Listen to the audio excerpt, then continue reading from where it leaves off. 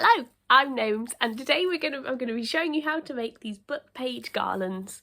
So I tend to make my garlands using pages from old books. Maybe I've got them from a charity shop that are falling apart. It is worth noting something that I have found with this book, because the book that I've used for these stars is a military history book written, I think, early 1900s, is that in going through it and making some of these stars, I have recognised, spotted some language that might be racist or outdated, and so this is not something I considered before I started making them, but obviously that's not language that I would want at all to be used or displayed in any of my work. So it's worth just having a quick scan of the book that you're reading. I've just taken those out, pop them in the bin. So you might not have the same issue. In fact, you probably won't. But if you're like me, rescuing old books from charity shops to make your book stars, it's just worth considering.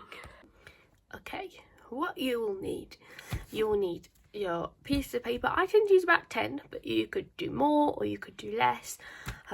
You will need some kind of needle that's thick enough for your twine. If you wanted, you could use, like, I guess, embroidery thread that's a bit thinner, but I tend to use twine and a wool needle for mine, and you will need a pair of scissors. Okay, this is my first tutorial for how to make things, so if anything is unclear, please forgive me, and do let me know in the comments if you want any more instruction, or if any part of the process was a bit confusing to you. So the first thing that we need to do is we need to make a square out of our old book pages. So I tend to do this. If you hit your corner, you can see I've already folded it, but I'll show you again. And fold just up to the edge, just there. And then you can use a guillotine if you want it to be straighter, or you can use your pair of scissors. You want to just cut along that edge there.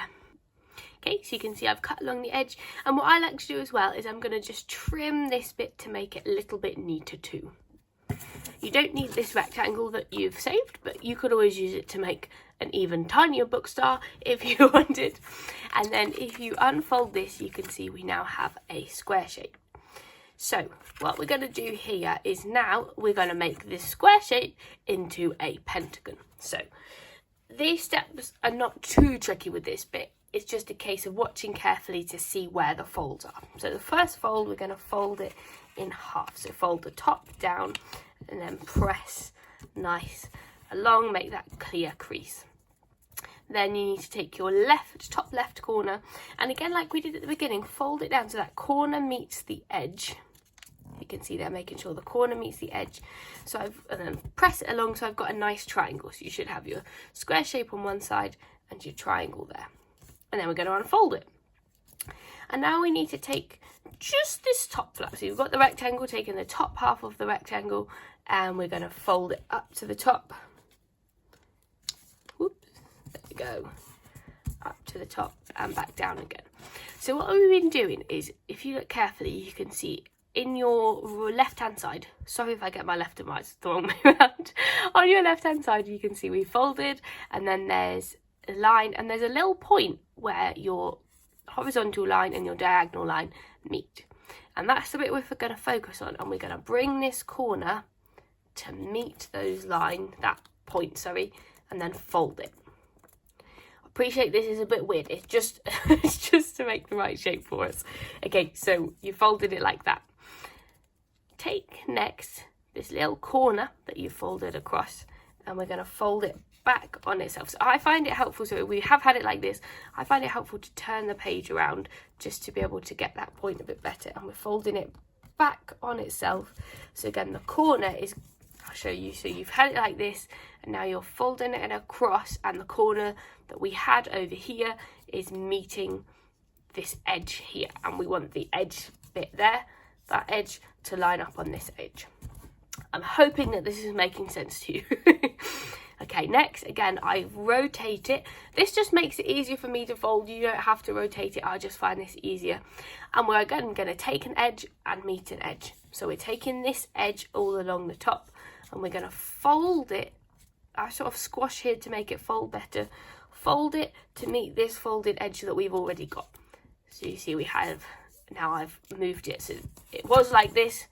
moved it so the folded edge is here, and we're now going to fold it up like so. So this is the shape that you're left with. We're nearly done with the first step.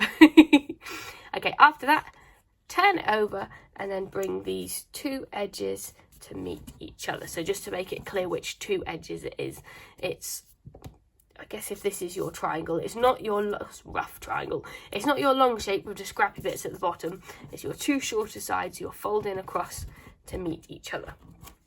Now, if you pick this up, you can see this side is just plain, and this side's got a little fold across it. What we need to do is take our scissors and snip, and then if we unfold it, you can see we're left with our pentagon shape.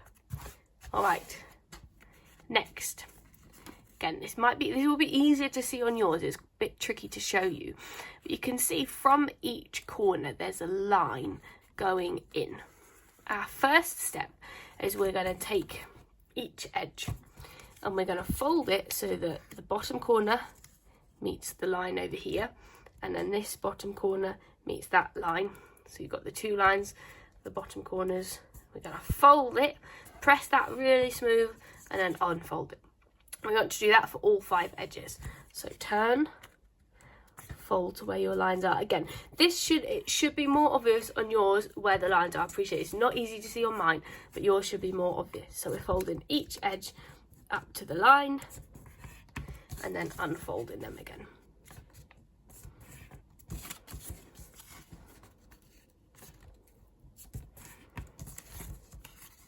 Okay, I can see I've already done that one, so now I've done all 5.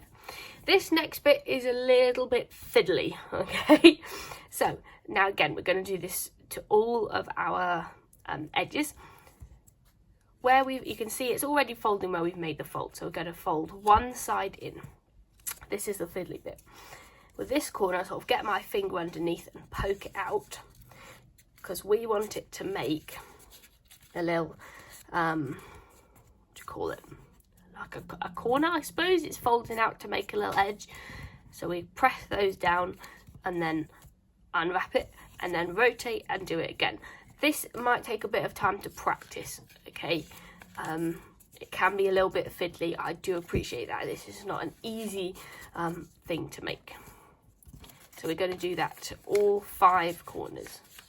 Press it and then unfold. Okay, done it to all 5 corners. Unfold them all.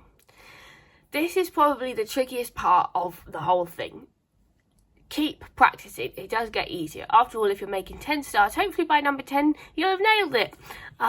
So we're basically going to redo all of the folds that we just did, but at the same time. So you can see I've done number 1, and this time I keep it that way. And now I'm going to go over to this corner and press this out and fold it up. So I've got that little bit sticking out, press it down. Again, I poke my finger into that little corner, press it out, fold it up. This is the bit that's the tricky part, okay? So this 3rd one. You can see, because of this bit here, it's not going to fold nicely. So you have to lift this up and fold it. And then this last one is the hardest part. You sort of have to do a bit of a shuffle. Oops, there we go. To get your stars folded nicely, and then it should look like this, okay? I don't really have any particular tips. I think this bit does just come with practice. Okay, this is the last step that we need to do to make a star. So flip it over, and you can see you've got a little bit in the middle where the fold has come. That is where we're going to fold each of these last points. So we've got fold that point into the middle, and then we're just going to make sure that our point is nice and pointy and press that down. And we're going to do that all the way around. So rotate your star, fold this into the middle, and make sure that it gives us a nice point on the edge of our star. Fold this down to the middle, check your point, fold this down to the middle, check your point. The last one is the trickiest one. You might just need to lift this up a little bit so that it can fold down into the middle, and then squash it down, and there we go. you have your book page star. Sometimes if I've got, look at it and then I've got any slight tears or inexact corners, I might just trim them with my scissors just to make sure that they're as pointy and as neat as I like. But don't worry too much if it's not exact. And now you need to go on and make 9 more, because you've already made one, and then meet me back here for the next step.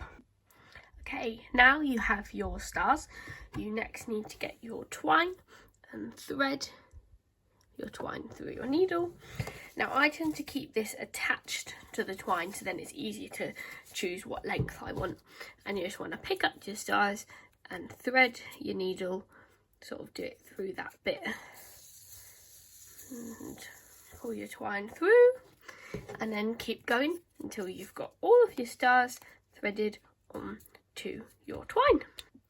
An important tip is when you're threading your stars on, make sure that you are threading them all so that they're all facing the same way. So you can see I've got the little pentagon shape here facing upwards as I do it, because otherwise you can see you've got different sides. You want them to be all facing the same way. So once your stars are all threaded on, tend to take off the needle, and then I like to tie a slip knot in the end. So twist it round, poke through, and then pull up.